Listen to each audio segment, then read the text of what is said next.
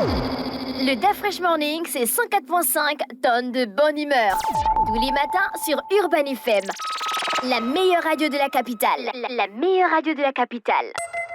Vous êtes sur les 104.5 Urban FM, la station urbaine, et vous écoutez le DAF Fresh Morning. Dans le studio, on a Monsieur Bana Aziz, il est directeur général de Bands Consulting, et on a Madame Sephora Kodjo, elle est présidente du conseil d'administration de la fondation Cefiz. Monsieur Aziz, bonjour. Bonjour DAF Fresh. Vous organisez la conférence sur le leadership féminin. Effectivement. Comment ça va se passer?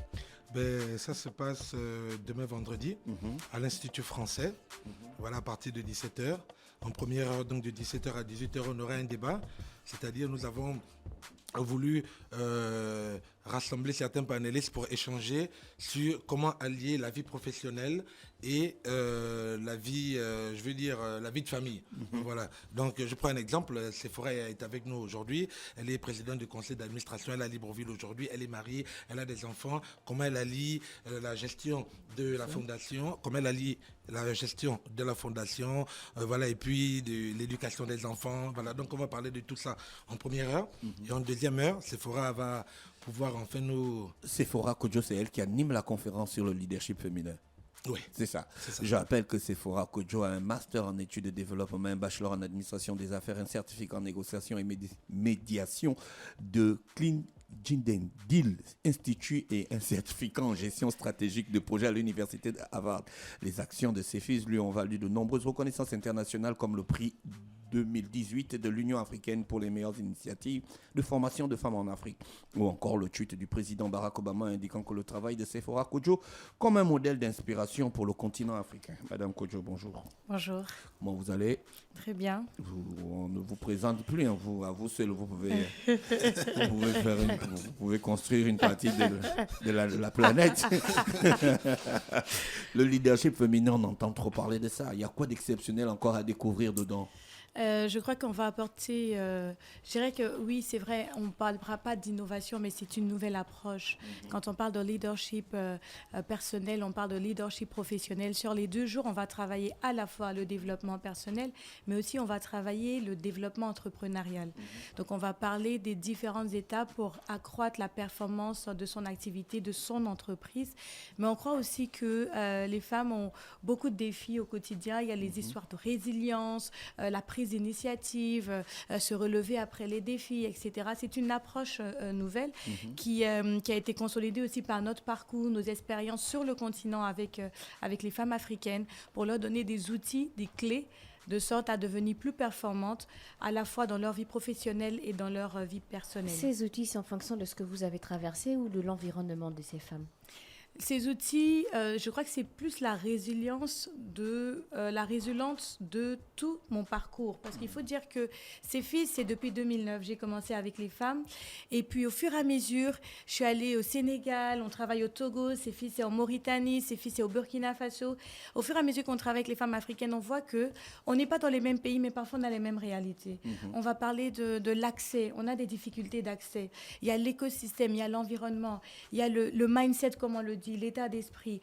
Alors oui, je suis moi aussi une femme africaine, une femme entrepreneur qui peut se prévaloir de son expérience en disant moi aussi je vis ces défis. Et peut-être ça part de mon expérience, mais beaucoup plus de mon expérience professionnelle avec les femmes. Et finalement, on apporte des solutions. On voit des entreprises qui très vite commencent à se positionner sur un marché local, qui commencent à exporter en Europe. Et là, on se dit, on a trouvé quelque chose qui fonctionne très bien et on souhaiterait le partager à l'échelle continentale. Il y a un mot que je n'ai pas pu lire là. Clean Deal. Clean Gender. Voilà, merci. C'est pas encore bien rentré le Commonwealth, sinon ça va venir. Alors, pourquoi les femmes, quand elles font les conférences, elles n'incluent jamais les hommes? Alors que les hommes, quand ils font des conférences sur le leadership, ils disent souvent derrière un grand homme se cache une grande dame.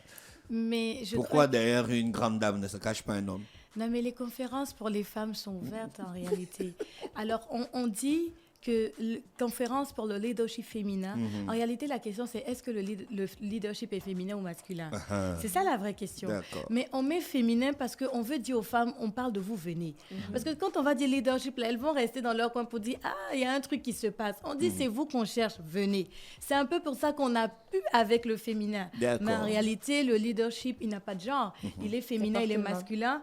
Et je faisais la petite anecdote hier, je disais, mais dans mes conférences, moi, j'ai eu quelqu'un, j'étais à Brazza, un homme, il a participé à une conférence de femmes et j'ai eu une autre conférence en RDC. Il est venu, il a dit, non, ce que vous dites là, moi, ça m'aide dans mon business. Donc, moi, je viens écouter l'histoire de femmes-hommes là. C'est pas le plus important, c'est que les outils sont très efficaces et pertinentes. Et moi, je les applique dans mon activité. Vous avez traversé beaucoup de pays. Comment vous avez trouvé le mindset de ces femmes?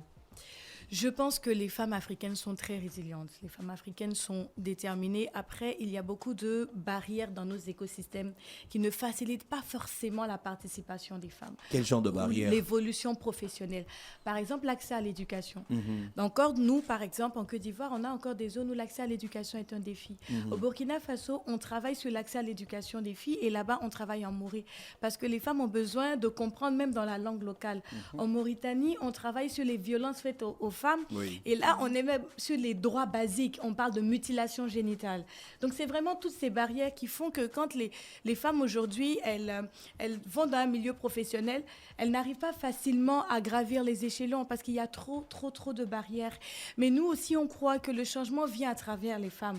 Parce qu'il faut que les femmes arrivent à être des rôles modèles, à prouver que quand on donne une place aux femmes, les femmes arrivent à tirer d'autres femmes pour venir à la table, mais elles sont compétentes, elles sont efficaces. Donc nous, on travaille avec les femmes en disant, soyons efficaces, soyons dynamiques. Comme ça, quand on est à la table, on prouve que quand une femme est là, elle a des compétences, elle peut aussi faire avancer Et qu'est-ce qui doit justement prouver, qu'est-ce qui en fait doit susciter en fait chez une femme le fait d'entreprendre, par exemple? Alors, moi, je vous dirais qu'à la base, tout le monde n'est pas entrepreneur. L'entrepreneuriat, ce n'est pas fait pour tout le monde. Il y en a qui se sentent confortables en entreprise, avoir un job, elles sont à l'aise avec. Aujourd'hui, la fibre entrepreneuriale, je disais, ça vient de la passion. J'ai envie de faire quelque chose qui me passionne et je veux pouvoir en faire une activité économique, je deviens entrepreneur. Mais après, quand on a envie de devenir médecin, on va à l'école. Quand on a envie de devenir pilote, on va à l'école. Quand on veut devenir entrepreneur, on va où? On n'étudie pas. Et finalement, il y a des défis parce que c'est comme tout métier. Il y a des techniques, il y a des clés. Et finalement, on rencontre des défis, on n'arrive pas à se relever, on échoue. La croissance de notre entreprise prend du temps et finalement ne comprend pas. Et c'est pour ça que des conférences comme celle qui sera donnée par Bands Consulting pour revenir sur la conférence, aux femmes de pouvoir s'outiller, de pouvoir comprendre, parce qu'il n'y a pas forcément d'école d'entrepreneuriat. Mais à travers ces plateformes-là, on vient comprendre les étapes, on vient s'outiller, se renforcer à la fois sur notre leadership, mais aussi sur les clés, les stratégies pour accroître les performances de son activité. Monsieur Aziz, la conférence est gratuite? Oui, elle est gratuite. Demain, à partir de 17h. C'est où? À l'Institut français. D'accord, ok. N'importe qui peut accéder, il n'y a pas de conditions? Non, il y a un numéro de téléphone, vous vous inscrivez. Ah, d'accord. Et voilà, on n'a que 100 places. 100 places? 100 places. Vous allez faire la conférence pendant combien de temps?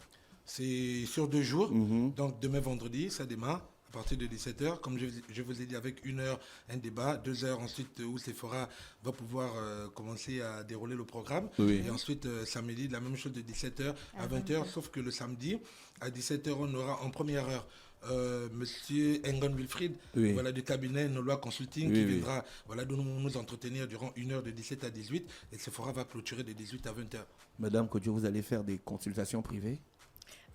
Nécessairement, on en parlait. S'il y en a des participantes qui souhaiteraient avoir des échanges privés, avec grand plaisir. Nous sommes là pour ça. Moi, j'apprécie beaucoup le Gabon, je m'y plais.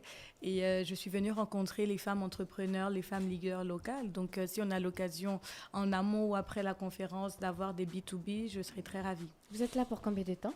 Je repars le dimanche. D'accord. Mais je reviendrai. Monsieur Aziz, Madame Kodjo, on vous remercie d'avoir accepté notre invitation. On vous souhaite de passer une bonne journée à l'écoute des programmes d'Urban FM. Merci beaucoup. Merci. Le DAF Fresh Morning, c'est 104.5 tonnes de bonne humeur. Tous les matins sur Urban FM. La meilleure radio de la capitale. La meilleure radio de la capitale.